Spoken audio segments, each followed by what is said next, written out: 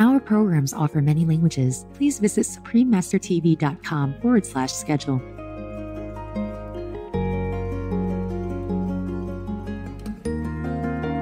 Fasting can create an environment where the body can get rid of pathogenic bacteria in the gut. In fact, we believe that fasting is like rebooting the hard drive in the computer, including when it comes to gut microbiome. Continue watching to find out more.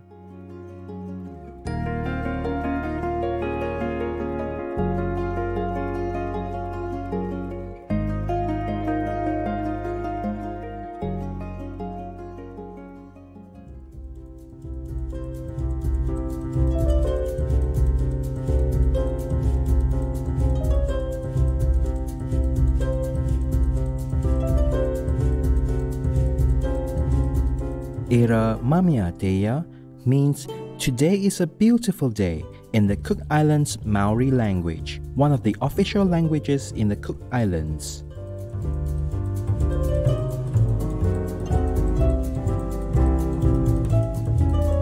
Bright viewers, my name is Taina. The people of the Cook Islands wish for your heart to sparkle radiantly.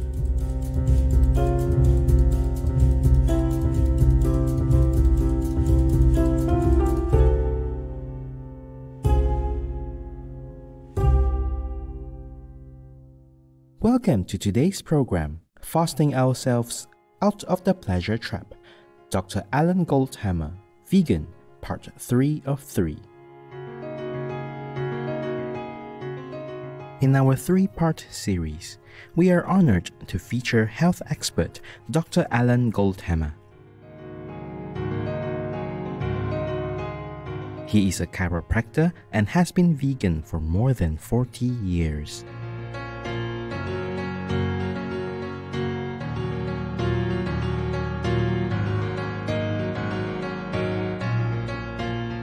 To encourage the public to return to a healthier life, Dr. Goldhamer co-authored the book, The Pleasure Trap, Mastering the Hidden Force That Undermines Health and Happiness, to share his insightful observations on removing barriers to wellness and the practice of water fasting. In 1984, Dr. Goldhamer established the Santa Rosa, California, USA-based True North Health Center that provides medical, chiropractic, naturopathic, massage, and acupuncture services. The center is now the largest facility in the world that specializes in medically supervised water-only fasting.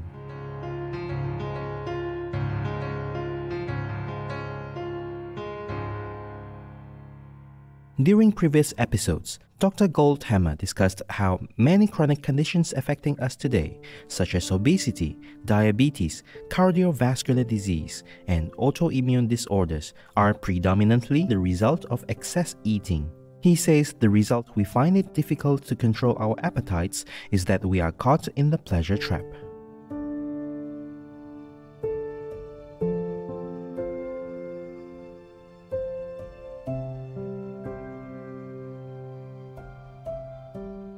The processed substances added to our foods artificially stimulate the production of dopamine and other pleasure chemicals in our brains.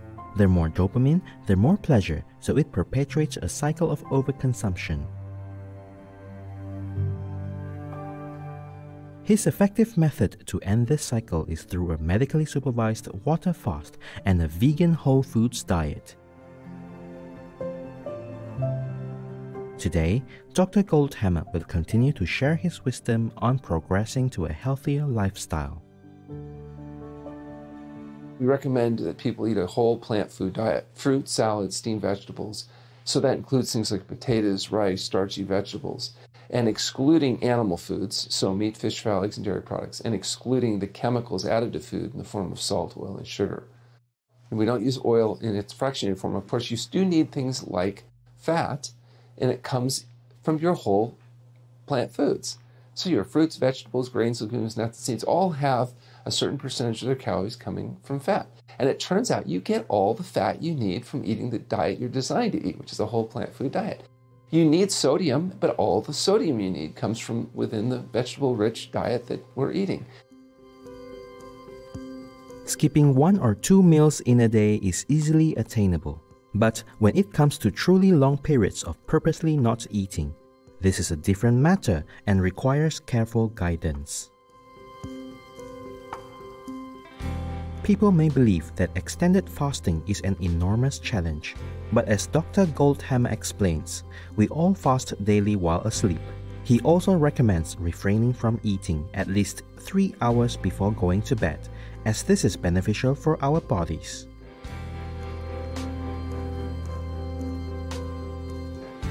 I might want to point out that fasting is done by everyone. Everybody fasts when they go to bed at night and they don't eat for whether it's 6 hours or 8 hours or 10 or 12 or even, as we often recommend, 16 hours. People are fasting, and then they break that daily fast with something often called breakfast or break fast. And so now the question is, what about with intermittent fasting? What if we narrow the feeding window, which is often recommended? So by not eating 3 hours before you go to bed, let's say you don't eat after, say, 6 o'clock, and you don't eat breakfast, say, before 9 a.m., well, now you've got a period of anywhere from 12 to 16 hours, depending on the specifics, where you're fasting. And some have suggested that even that brief period of intermittent fasting is enough to induce hormone changes and other changes over time, cumulatively, that may have health-promoting benefits. It's also possible by narrowing the feeding window to 8 or 10 or 12 hours a day that you may tend to eat less. And there's some suggestion that even for people that aren't eating an ideal diet, they may consume less calories if they are eating from one period to another rather than all day and all night long. Also, by not eating for 3 hours before you go to bed, you may find people sleep better, sleep more, have a higher ratio of non-REM deep sleep, and may get some additional benefits, just not from eating, right before you go to bed and having all that activity going on in your body. Everything we consume enters the gastrointestinal tract, and if we regularly eat animal products, some of our gut bacteria will not be beneficial for us.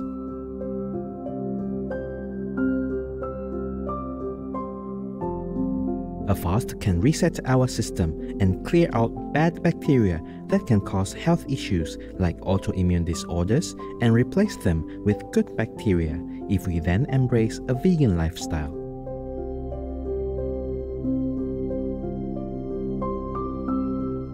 Fasting can create an environment where the body can get rid of pathogenic bacteria in the gut. In fact, we believe that fasting is like rebooting the hard drive in the computer, including when it comes to gut microbiome. You have 5 pounds of bacteria living in your intestinal tract right now, maybe 1,000 different strains. These are living creatures, living, eating, drinking, and defecating inside you right now. So you have 5 pounds of bacteria pooing inside your body as we speak. And what your body poos inside you will depend on what you feed them. If you feed your bacteria meat, you're going to have a different bacteria strain and different byproducts from their survival than if you feed them soluble fibers like sweet potatoes. So if you want those bacteria pooling trimethylamine oxidase into you and increasing your risk of heart disease and cancer, people may choose to eat meat. If you want to have your bacteria pooling fertilizer into you, including vitamin K and other things, then I would recommend a whole plant food diet, particularly, starchy vegetable materials.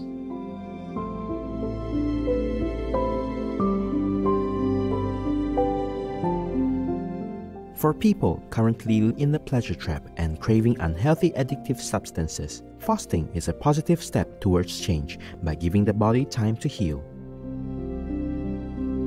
Abstaining from food for a period also provides an opportunity for people to rest, adjust, and contemplate inwardly.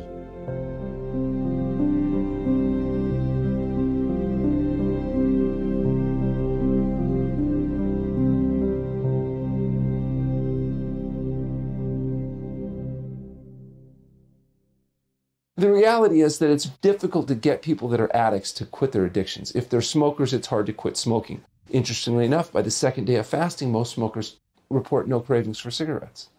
Now, some people say it's because they're so miserable fasting, they just don't think about the cigarettes, but it's really not true. It's just that whole metabolic adaptation is sped up in fasting. People that can't stand healthy foods, oftentimes after fasting, find that their palate is realimerated, and now they like the taste of good food. And sometimes even the foods they used to crave are so strong that they're not actually quite as appealing. The desserts and the things they used to eat are so sweet that it's not even quite as attractive. So it's not that people couldn't get back into their addictions. If they go back to smoking, if they go back to drinking, if they go back to eating heated, treated, processed garbage foods, eventually they'll become addicted again.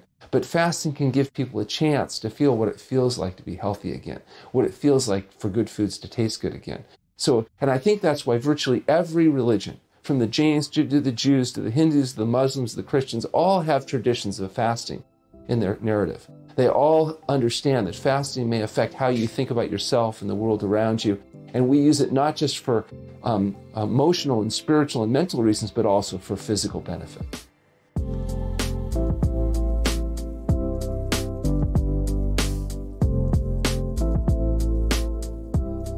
Expert guidance is highly recommended for long-term fasting, but there is also a simpler option that we all can practice daily to improve our health, as Dr. Goldhamer explains. Well, there is a really effective way, and that's healthful living. So people that adopt a whole plant food SOS-free diet, get regular exercise, and get appropriate amounts of sleep tend to find their overall balancing mechanisms being corrected. There is no exogenous pill, potion, or powder that's going to make up for your indiscretions. And, that's what everybody's always looking for. What can I do so that I can achieve healthy weight and health, but without actually having to escape the pleasure trap? What people need to do is learn how to escape the pleasure trap so they can live healthfully, and the body will do what it does best, and that's heal itself.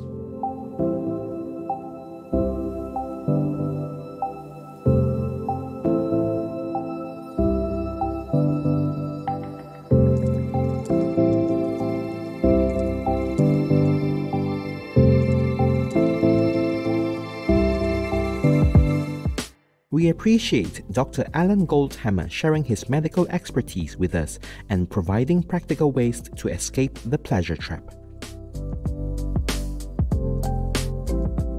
May we all find encouragement from his suggestions and take more control of our eating habits for optimal health.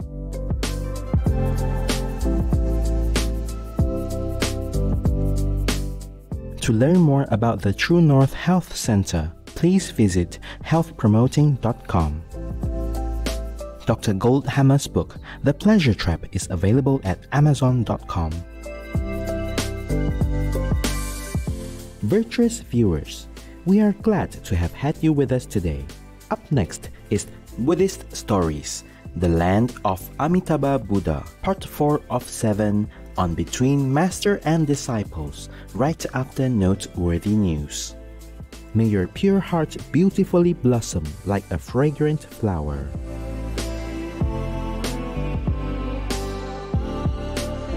Our programs offer many languages. Please visit suprememastertv.com/schedule and suprememastertv.com/HL. Nos programmes offrent plusieurs langues. Veuillez visiter suprememastertv.com/schedule et suprememastertv.com/HL. Nuestros programas ofrecen varios idiomas. Visiten suprememastertv.com/schedule y suprememastertv.com/HL.